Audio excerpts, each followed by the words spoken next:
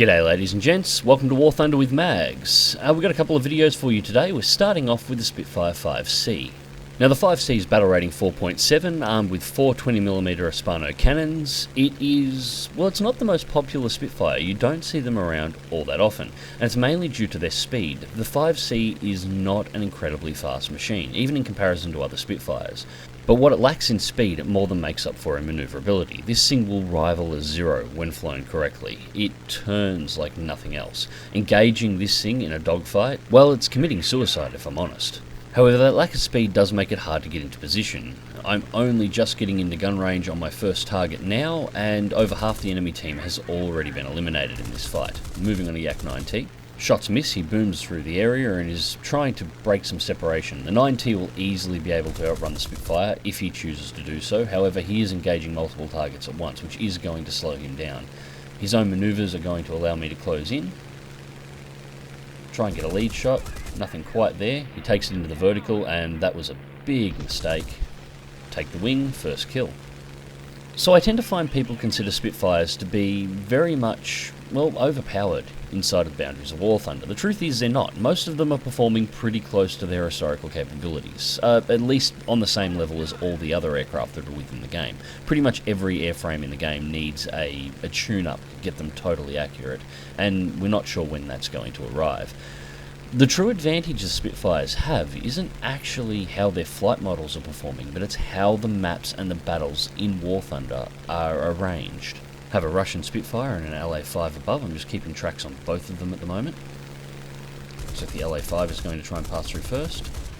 Oh, second kill.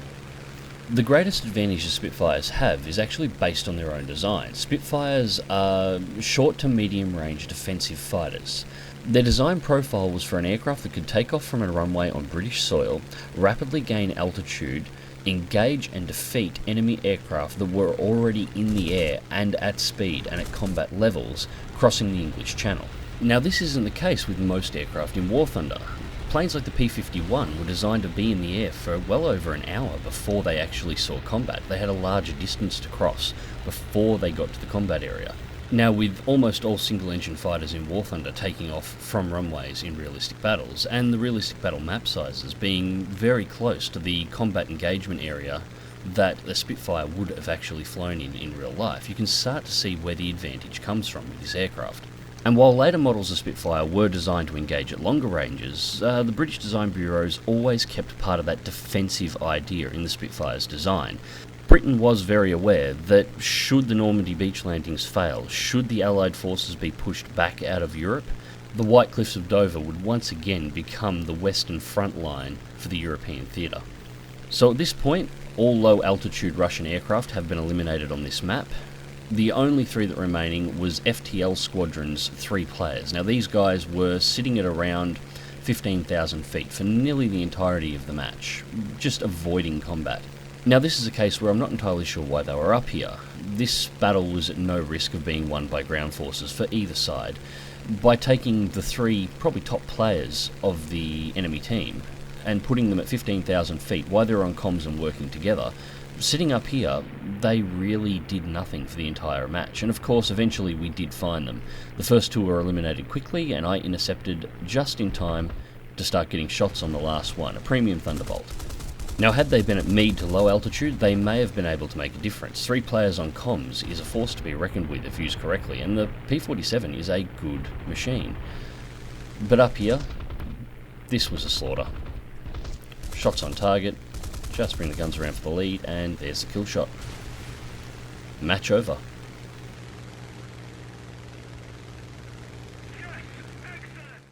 So, results for the match, and this was a bloody good team. 3rd place with 3 kills, Shadow Strike Streak X2, Win Streak X3, Terror of the Sky and the Bulletproof Awards, 58,305 Silver Lions and 3,281 research points. No bonuses as I'm not researching any aircraft. So not a bad match overall, if a little low on action. The 15-minute timer for this match, most of that was spent trying to get into the fights and into position. But that is the Spitfire 5C in a nutshell. It's not an incredibly fast aircraft, so as a result it takes a while to get into the fight. It's actually not uncommon to take, if you get a particularly good team, to take this aircraft into battle and actually have the battle finish before you get to fire the guns. But when it does get into combat and it does get into a turn fight, it is one of the most devastating aircraft at its battle rating. So for our next battle, we're in the Typhoon 1B/L. This is the late model Typhoon. And this battle I'm in a 3-man squad. Now I'm up here with Grievous on his alt account, Breakaway, and I'm up with Captain 544, all three of us in the Typhoon. Now I often get asked, what's my favourite plane in War Thunder? Well, I don't really have one. There are so many good planes that I enjoy flying that narrowing it down to just one is a bit of an issue. However, if I was to put together a top 10 list, this plane would be on it. It's fast enough to catch pretty much anything it's going to face. It's manoeuvrable enough to be able to turn with aircraft in a situation where it finds itself needing to, and it carries firepower and ammunition to spare. 560 rounds of ammunition across 4 20mm Hispano cannons. Pretty much a standard takeoff and climb for this battle so far. Me and Grievous working together, we've just intercepted a 109 and a 190 at just over 10,000 feet. Captain's hanging back behind and to the right just to make sure nothing comes in and swoops in on us. Grievous is just engaging the first 109, so I'm moving on the 190, just positioning myself at altitude so I can turn and dive on this aircraft. The 190 will beat the Typhoon in a short dive, but in the long dive, the massive weight of this aircraft, it is going to propel itself down fast. Now unfortunately Captain has run into problems behind us. He's been hit and set on fire. Also the 109 managed to outmaneuver Grievous, so he switched targets to the 190. I'm now diving in to provide him with assistance and move in on a second target, a battle duck. The 109 is moving to follow me, so I'm just keeping tabs on what it's doing. It shouldn't be able to catch me, so I'm not exactly concerned about it at this point. Thankfully Captain's fire went out, so I've told him to go evasive and get the hell out of the combat zone. Grievous is moving on the 190, so I'm going to go on the battle duck. I don't want it sitting down here pounding away at ground targets while we're trying to fight the fighters. Closing distance. Take the lead. Good solid hit. And must have crippled the right wing hard. Down he goes, first kill. Begin a wide banking turn to come back around on that 109. It's moving to engage Grievous right now, so I want to get ready to boom him as they pass by one another. Take the shots, dodge out of the way. I'm not going nose to nose with any variety of 109. I don't care what it is, and I don't care how many cannons that I have. The one thing that is a weak point on the Typhoon is the engine itself. It does not like taking hits. Once it takes a good solid hit to the nose, the engine will die very soon after. Use gravity to assist the turn. Reinitiate the dive on the 109. Close distance, first hits in. Not quite leading enough, he goes vertical, and that's his mistake. I've got more energy than he does. Shots through, and I've crippled the plane. No definitive blow off the wing, but I've destroyed all its control surfaces. And down it goes. Second kill. Grievous and myself have formed back up. There's another 109F coming in from behind, so I take it into the vertical, then do a slight aileron roll through the loop. I just want to throw myself off-center to the 109, so if it goes vertical, it has to turn and blow its energy to come up to me. He moves to engage Grievous. Grievous goes into the vertical, makes the 109 go up after him, which presents me with the perfect shot. Take the lead. Slightly off on my shots, but there we go. Critical hit, blow off the wing, third kill. And as I said earlier in this video, teams on comms working together are incredibly dangerous. And so the next enemy aircraft presents itself, a Dornier 217E. This is the bomber variant of the Dornier 217 Heavy Fighter. Now this guy was a smart pilot. He spotted the two Typhoons engaging targets. He is flying directly into the sun, so I'm actually going to lose visual lock on him here for a second. He was trying to evade. However, we know he's there and we are in Typhoons. There is no way in hell he is going to be able to outrun us. 2.85 kilometers off target, closing distance fast, 514 kilometers an hour on my end, me and Grievous in formation. Now I only do have 98 rounds of ammunition left on board. That should be more than sufficient for dealing with a DO 217. However, if it's not, Grievous has nearly a full deck of ammunition on board. He will be able to easily finish off whatever I start. Now I never get quite close enough to assess the damage on this DO 217, so I want to give him the benefit of the doubt that he was somehow damaged earlier on in the fight and he just loses control here. But at the same time, it's more likely that he simply crashed the aircraft to deny the kill. Either way, with the Do 217 removed from the battlefield, there's only a couple of fighters left remaining and none of them are here, so we head back in towards the centre.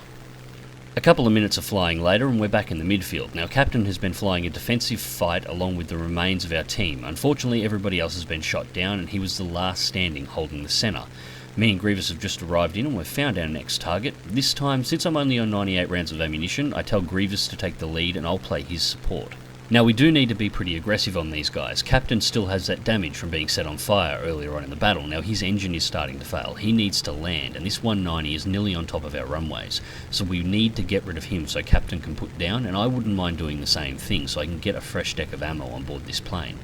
Again, 2 Typhoons in formation. The 190 realises it's not going to be able to outrun us, so he starts turning and getting ready to engage in a fight with us. He turns around and moves to go head on with me. Grievous breaks up to the upper left. I do exactly the same thing. Let him go underneath and fire his shots off, reverse my turn partway through so his guns are offline. Loop back around to fall in position behind him. Grievous has already made that turn and is about to drop in from above. Using the Typhoon's dive speed, Grievous is easily able to pull back in within gun range. Quick burst of the guns, and he secures himself a kill.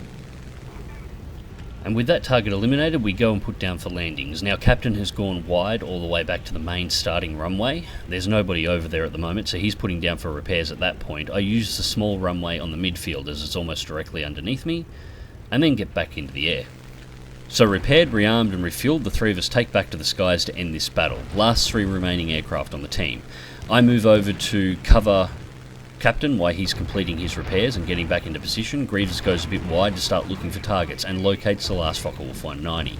It's about 6k's out at the moment. It's at slightly higher altitude than where we are. Neither me nor Captain can actually see this target, so we vector in on Grievous. There's the 190, and the 109 has just appeared for Grievous as well. They're both flying together, so it's a 3-on-2 fight, our favour. But they do have the altitude advantage, so let's see how they use it. Turn myself slightly off centre to where Grievous is. I want these guys to split up and engage the 2 of us separately. Captain's moving for altitude to try and get above them if they move to engage us at lower altitudes. However, he gets impatient and that 190 is the plane that set him on fire earlier on in the match, so he wanted himself a bit of revenge. Delivers a beautiful critical strike. The 190 dives through, takes attempt at booming me. I roll into the vertical and then loop back down. Captain moves through to engage the 109. Me and Grievous fall in to finish off the 190. However, with the energy advantage it has on its side, despite its damage, it's able to easily open a gap on both me and Grievous. We are diving down, trying to gain that back. I am keeping a look over my shoulder, however. Captain has warned me that the 109 appears to be positioning itself for a boom on me. Grievous has a lead on the 190, so I'm sitting in the middle, just waiting to see what the 109 will do. And this is one of the key advantages of flying in a squad. It's not just combat ability between planes, but it's combined situational awareness. Everyone watching everyone else's backs. Now the 190 is taken into a dive. Grievous moves to take shots. He overcooks the dive. I take the plane into the vertical to follow the 190 through its manoeuvres. The 109 has reached target range and fires shots. Puts a slight clip on me. I get a hit on the 190. Grievous has reversed over to engage the 109 along with Captain. I continue on target. The 109 goes down to Grievous. Roll my shots over to line up the 190. And there's the execution, 4th kill. And that's the end of the match, so let's go through to the results. So, results for the match. First place for the team with 4 kills. Grievous comes in with 3, just behind. Captain only gets in with 1 assist, but he did get hit by Fireball earlier on in the match.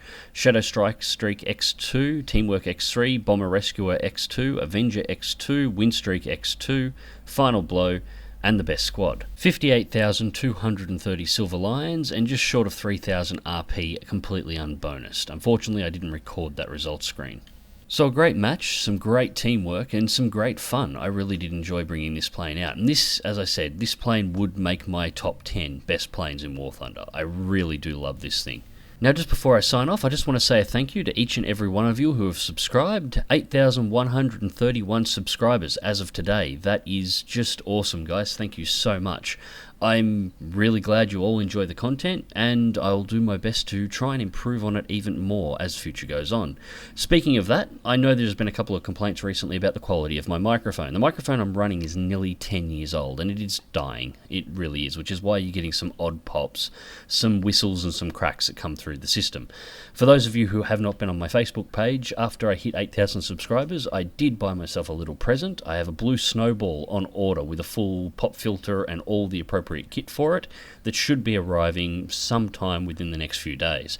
After that, audio quality should be up to a nice high standard. Until next time, ladies and gents, click like if you do, subscribe if you want to see more, fly smart, fly safe, and I'll catch you in the skies.